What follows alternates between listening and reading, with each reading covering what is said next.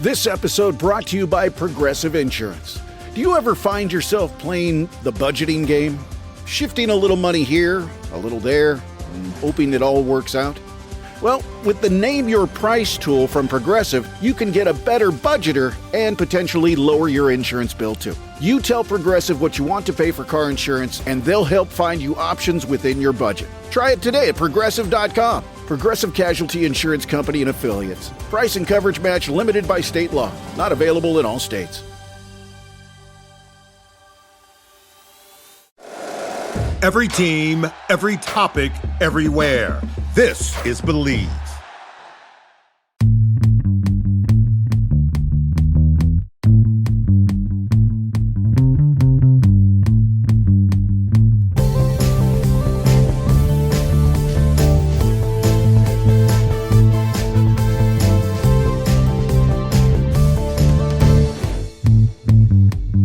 What's up, champs? Welcome to another episode of the Short Shifts Fantasy Hockey Podcast, brought to you by Keeping Karlsson. I'm your host, Louis Ezekiel. Joining me tonight, my pal and yours, Elizabeth. Elizabeth, how are you doing this fine playoff fantasy hockey Tuesday evening? Louis, I'm doing pretty good today, but I am just coming off nursing my heartbreak of a loss last week. My own Oilers defeated me with that Ryan Nugent-Hopkins hat trick on the weekend. But that's okay. We've got a very serious consolation bracket going in our league. We're taking that much more seriously than our playoffs, I think. And hopefully I'll win that. How about you? Right. Outstanding. Well, I'm jealous of you. I would rather be eliminated from the real playoffs than continuing to fight it out here in the consolation bracket. It's been a bit of a pattern lately. I feel less bad about it this season because I think a lot of it is some of these injury woes. I liked a lot of my mid-season moves. But we can talk about that, I think, once we hit the off season and are getting into our season retrospectives. But I am hanging in there. I got to win this match and next week's match to stay in my bracket, like I was able to do last season. So I'm just trying to keep it together here. Really nice start from a few players that we're going to talk about on the show. Spoiler alert, we're going to get to Taylor Hall. We're going to get to Pius Suter. So yeah, some of these guys we'll spend some time talking about, definitely. But yeah, hoping to pull out a win this week and get one more so I can hang out here in my current tier. But let's jump into some of the news and notes. And we got to start with that Taylor Hall hat trick from Saturday night. Probably a season saver for a lot of teams, or maybe help them climb back into a match that maybe they felt that they were out of. I was feeling a little nervous when I went to sleep, and then I woke up with a significant victory thanks to that Hall hat trick. Yeah. I mean, who didn't think that he was going to get a hat trick? I think it was very exciting if you picked him up. I think most people did pick him up late in the game there. That hat trick against Anaheim Sunday night definitely, like you said, made a couple of fantasy managers extra happy who grabbed him, and probably some very frustrated opponents who thought they had it in the bag and lost it right there at the end. And I understand that frustration, but it happens to us all. But yeah, Hall is doing really well since going to Carolina, really proving why they might have wanted him out there and what he can do.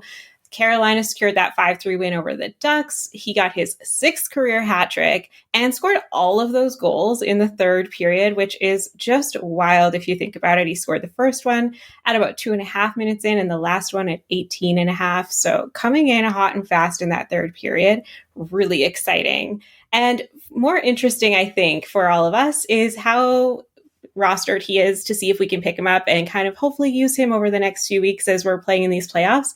In Yahoo leagues, he's only 17% rostered. I found this to be wild because in our Cupful, he's 82% rostered. Our Cupful managers are sharks, and they were picking him up right away. They saw this hot streak coming. Yeah, really nice. He added another power play goal on Tuesday. I hate to admit this, but I was actually considering letting him go to add an extra game this week on Sunday night, maybe getting a little cocky. But when that match tightened up, like I said, I decided I wanted him in, and that was a good thing because I'm glad I held on to him. I really think this Power Play 1 success may help him hold that nice deployment even when Svechnikov returns, which appears to be on the horizon here, but not ready quite yet. I think a more likely outcome is that either Svech ends up on power play 2, as he has been in the past, or Jackson Blake gets the demotion. He's enjoying power play 1 and line 1 at the moment. Of course, Carolina has a nice schedule the rest of the week. They did have that Tuesday game on a kind of busy night here, but they will finish out the week playing on Friday and Sunday.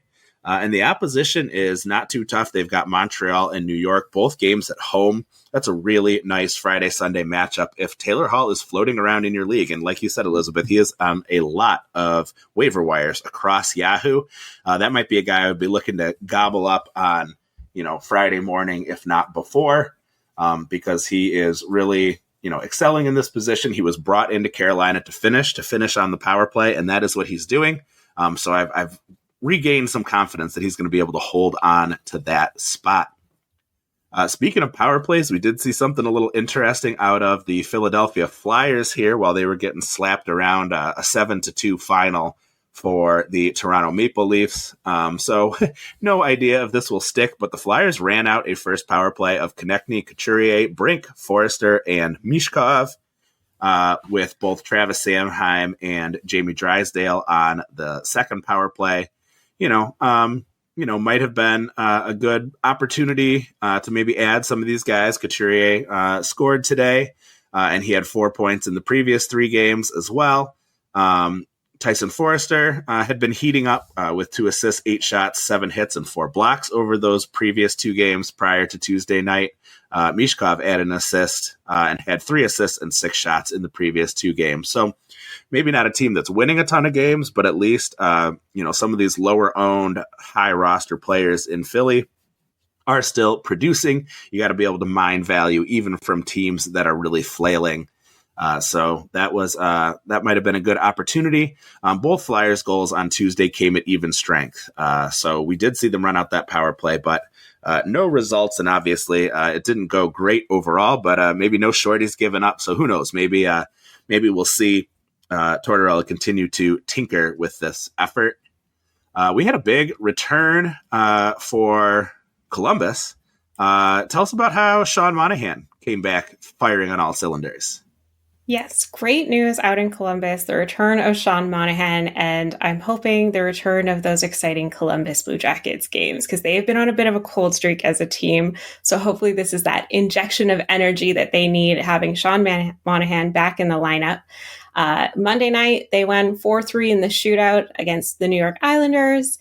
That ended their most recent losing streak of 6 games, so that's exciting. He returned to that top line right away with Dmitry Voronkov and Kirill Marchenko, and to the top power play, getting 2 assists, 1 shot on goal, and 3 hits in the game. Adam Fantilli, who got the bump back to line 2 and power play 2, also scored last night. So exciting things all around as some lines started to fire there. Unfortunately, we do still have a few cold guys over there in Voronkov, Van Riemsdyk, Werenski, who are about 0-6, 0-7, depending who you're looking at.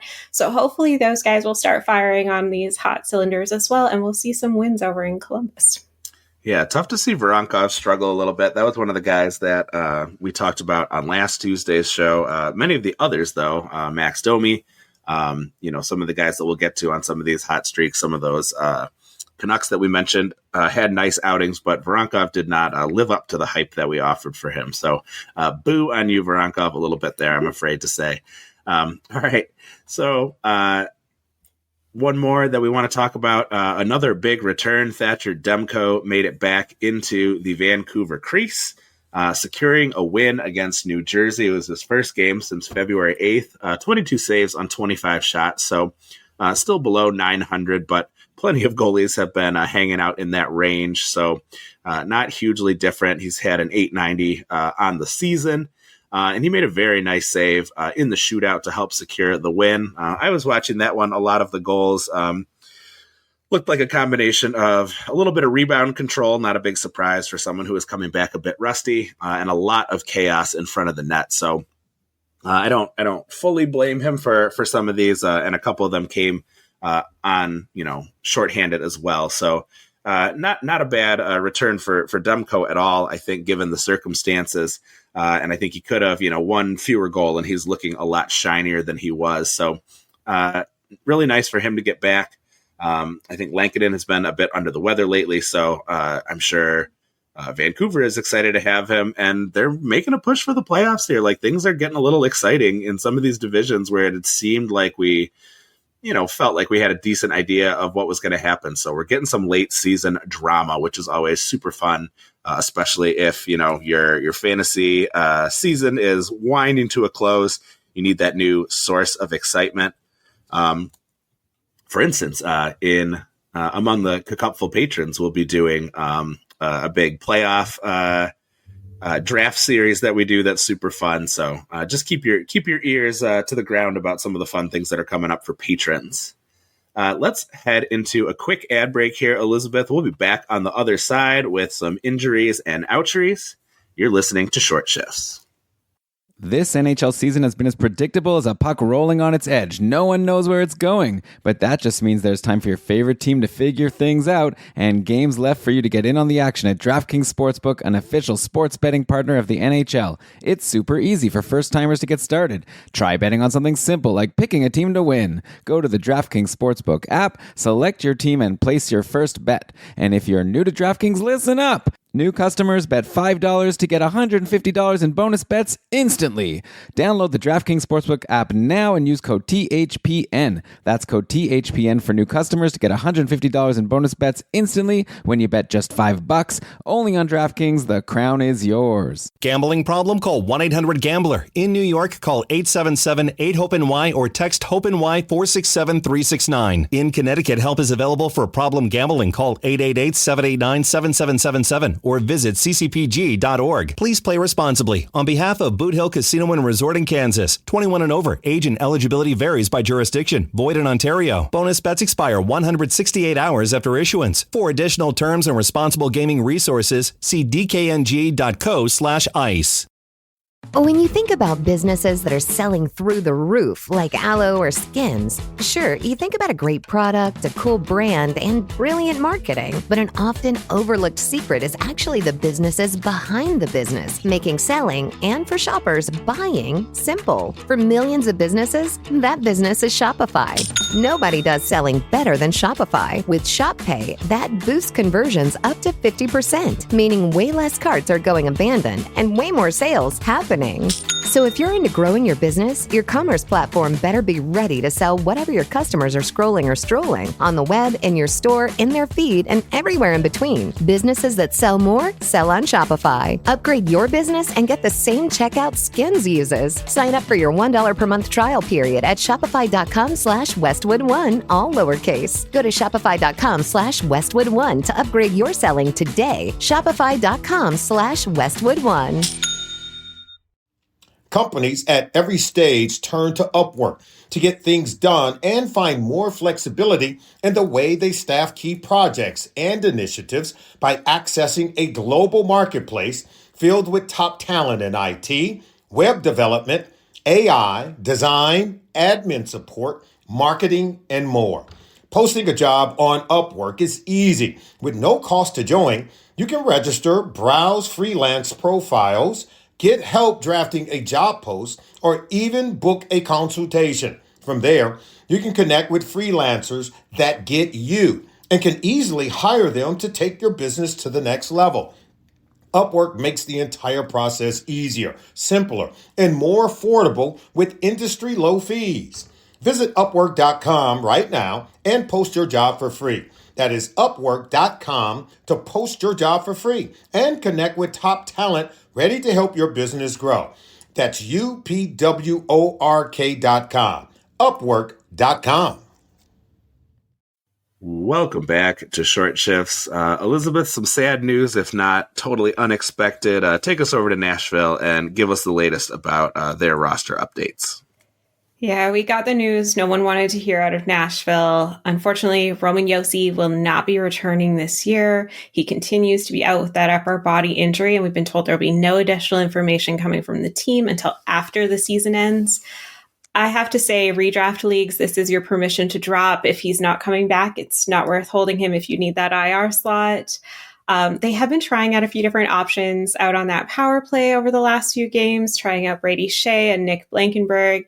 These are both guys I personally have streamed in over the last few weeks, in and out. I am holding on to Brady Shea right now, and I can say it's with little success. So unfortunately, I think it's going to be tough to find that replacement for Josi. You probably drafted him pretty early, and it's hard to fill this late in the season.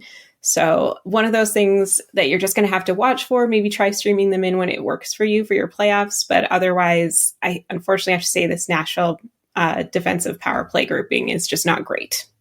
Yeah, it's one of those injuries that, doesn't really benefit anybody. Sure, Shea and Blankenberg have kind of taken some turns up in there. I appreciate Brady Shea as a fellow guy who's gone gray way before his time. But yeah, they're just not really producing there. Between, each of them has 3 power play assists over the last 10 games.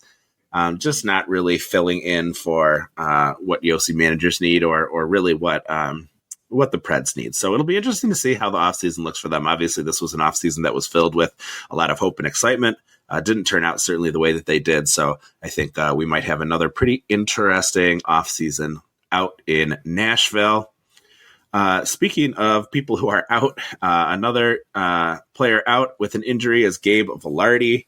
He's going to be out week to week with an upper body injury related to that puck he took to the ear on Sunday's game versus Buffalo. Just obviously it's not something that is, an athlete injury that he's going to continue to make, painful by going out and playing, but just makes my skin crawl to think about, being, having to get an ear stitched up from a puck cut.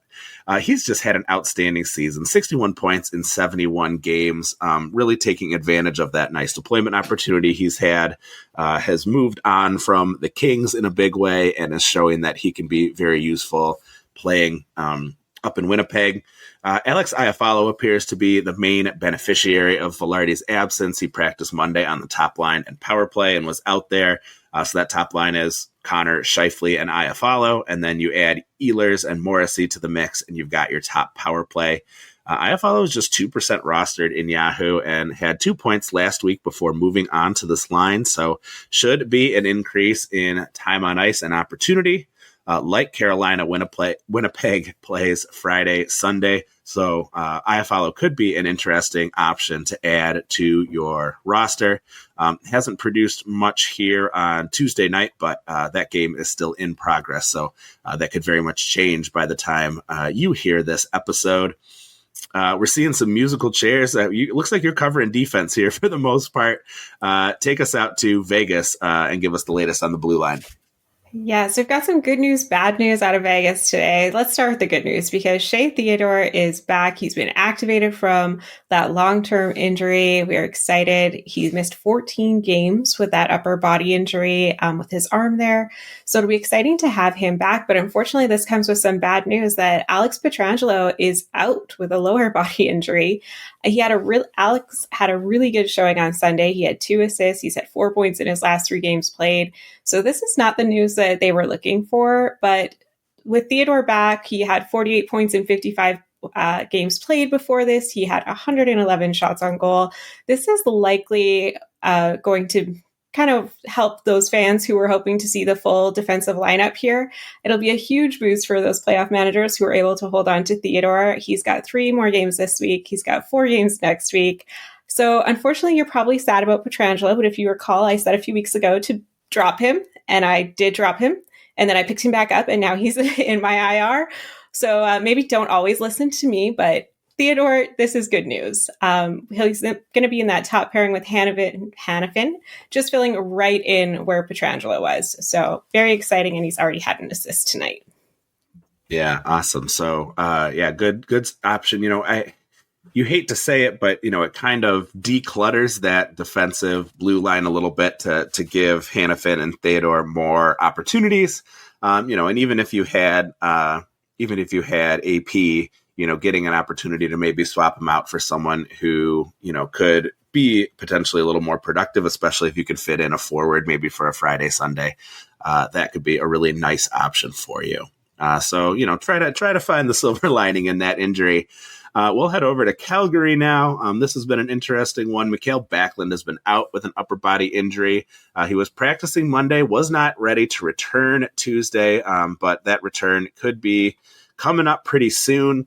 Good off days this week and also 4 games next week if you're still hanging in the playoffs there. So keep an eye on Mikael Backlund, especially if he's on the waiver wire. He could be someone that could be a real boost to your lineup. He practiced on a line with Farabee and Coleman and was playing with them pre-injury. Has not had the kind of season you would like to see, just 24 points in 64 games. So I do think there are some other options that we'll discuss that, even with the schedule that Calgary has got, could be a better option. But in those really deep leagues, he could be an option for you. Also saw Farabee return after having missed Saturday's game due to illness.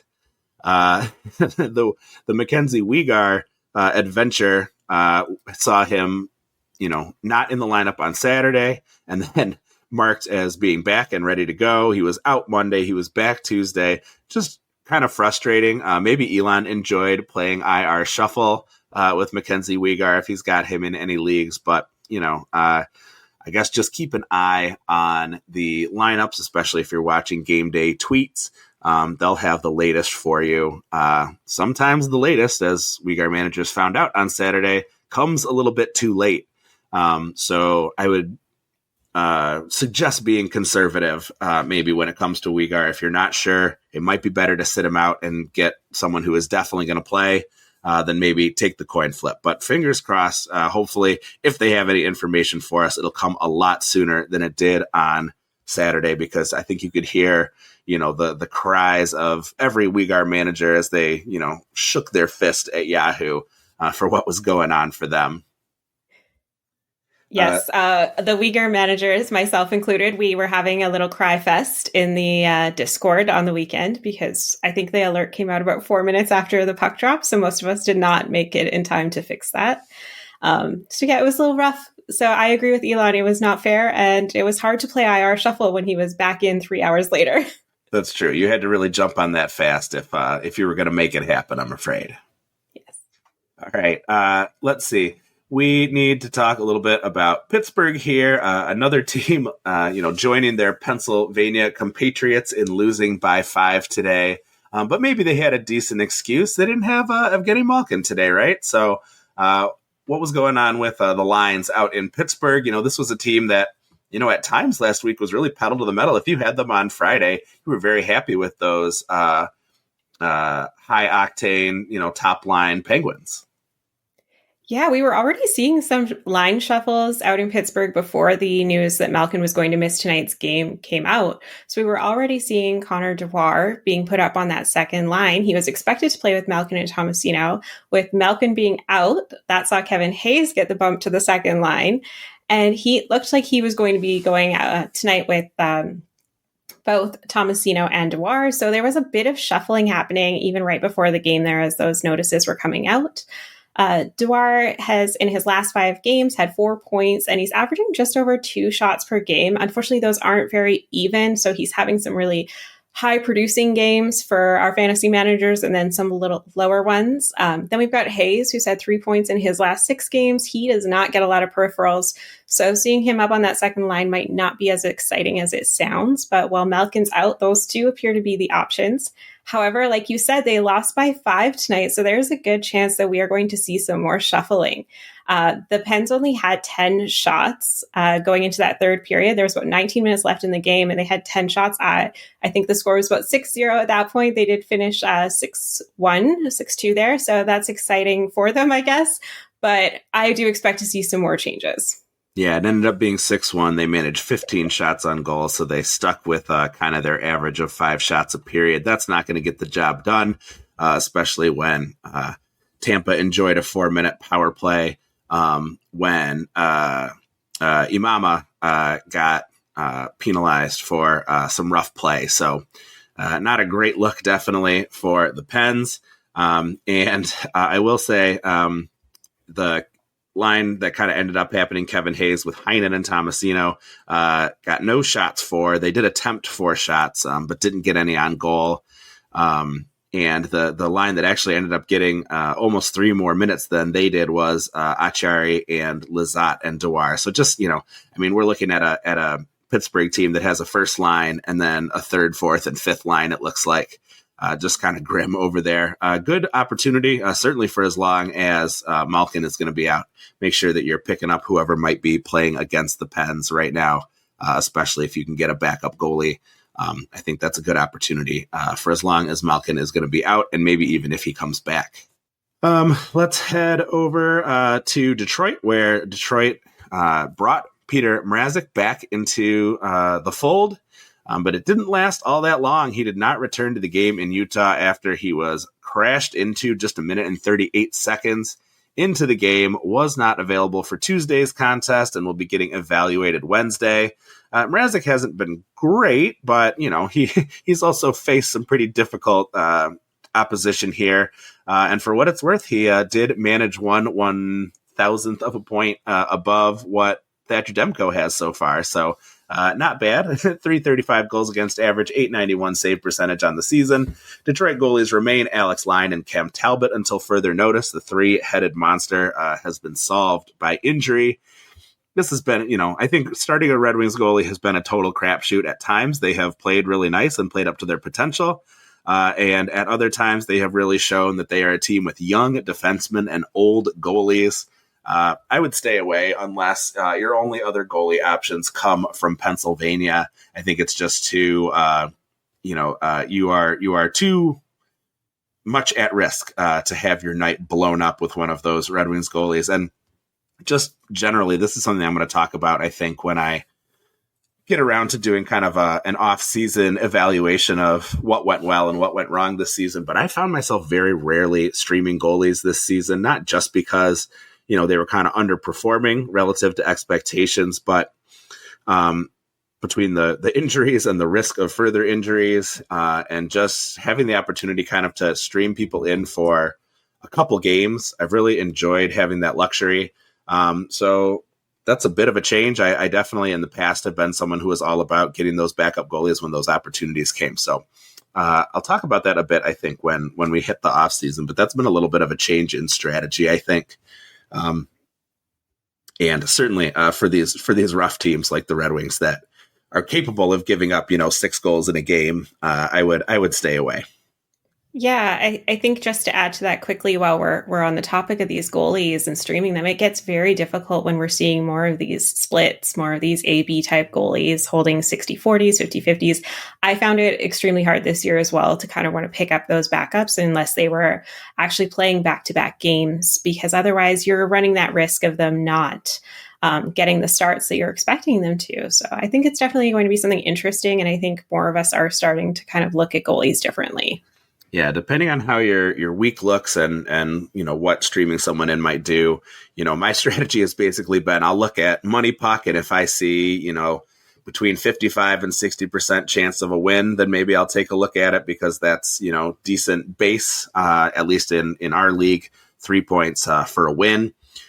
So if it's looking like a win is pretty likely, I like that. But otherwise, yeah, I've not been so keyed in on these. Anyway.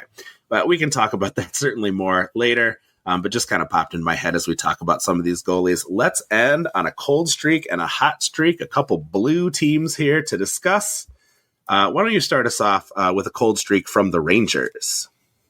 Yeah, so Mika Zibanejad, 0 points in the last 4 games played. I know we've gone back and forth with these New York Rangers. It feels like a bit of a roller coaster on if they're up or down, but this is a cold streak that's going to make it hard to hold on to him because the New York Rangers only have 2 games next week. And so if you're starting to already question why he should be on your team, it's going to be really hard to question it next week when you might not get to play him. So they are playing tonight against LA, and then we've got the Friday, Saturday against Anaheim and San Jose. I just want to say that if this cold streak continues, I would not blame anybody who did not want to hold on to him going into next week. They don't play until Wednesday. That's a long hold. So just something to think about with some of these cold players, especially these names where you've got that name brand name brand recognition. Can't speak today. Sorry, guys.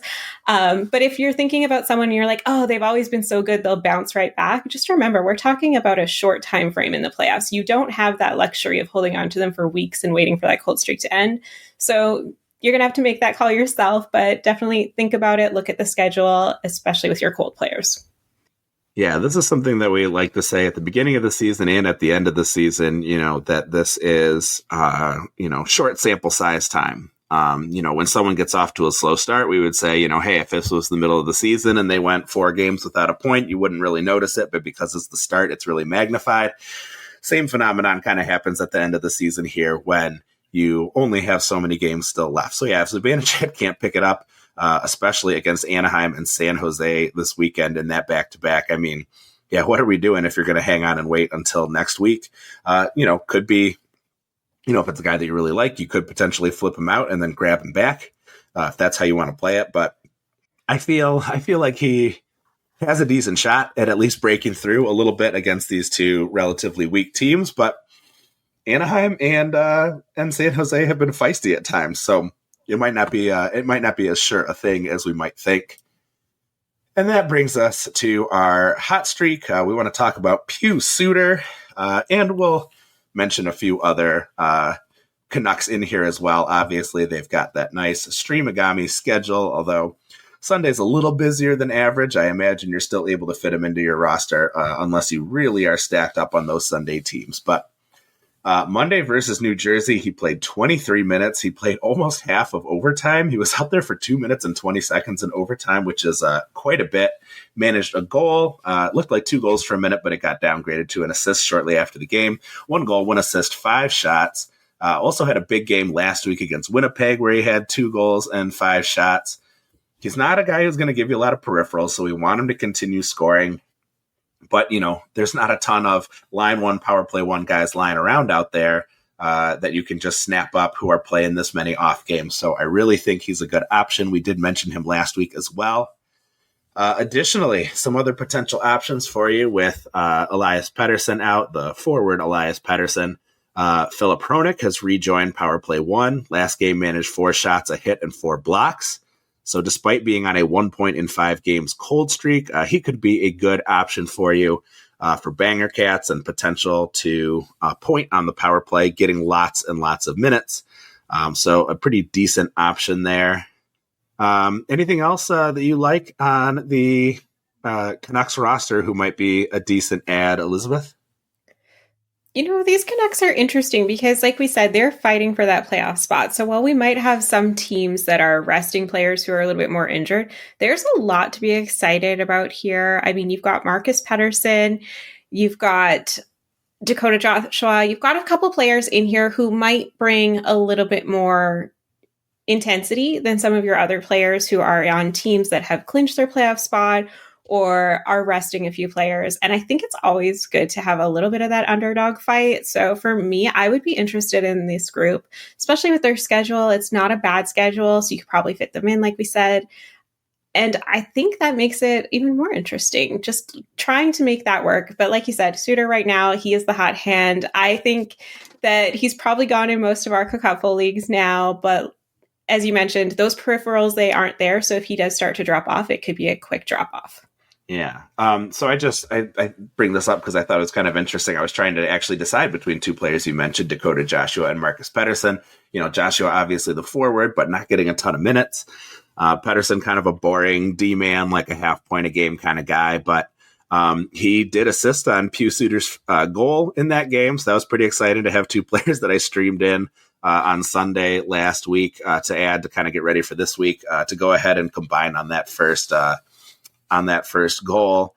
He's got 5 assists in his last 8 games. He's not shooting much, but he's giving you 3 or more blocks in 6 of those 8 games to support that slightly above half point per game pace over that stretch. So he seemed like a safe bet despite being a boring D-man. I don't love to add a D-man for the Streamagami because generally I'm thinking like, get a forward in there, right? At least, there's a much higher chance of bouncing a goal in. But I kind of like Pettersson. He's always been a guy who I've kept on my watch list this season. Has had some decent production despite being third banana behind Hronek and Quinn Hughes, of course.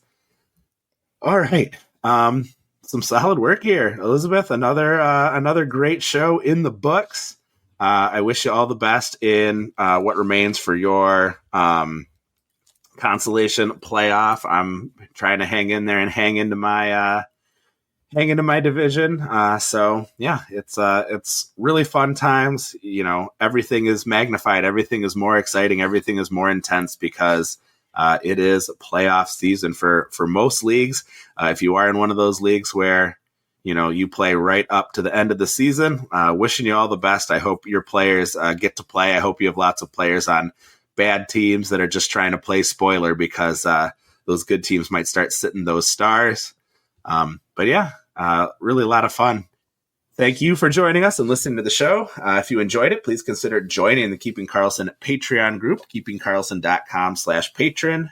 Super supporters receive ad-free episodes. You can interact with Brian, Elon, the Short Shifts crew, and hundreds of other talented fantasy managers on our active Discord server. We are starting to think about those really fun playoff pool redrafts that we'll get into.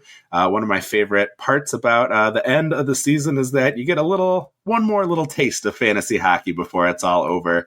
And I don't know a place that runs a better playoff run than the Keeping Karlsson patron group. So definitely come in and check that out. If you're interested, please try out GameDayTweets.com to get all the best info from Twitter, team by team, and searchable tweets by player name.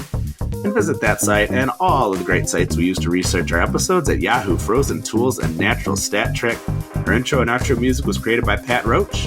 And until we see you next time, play smart and keep your shifts short.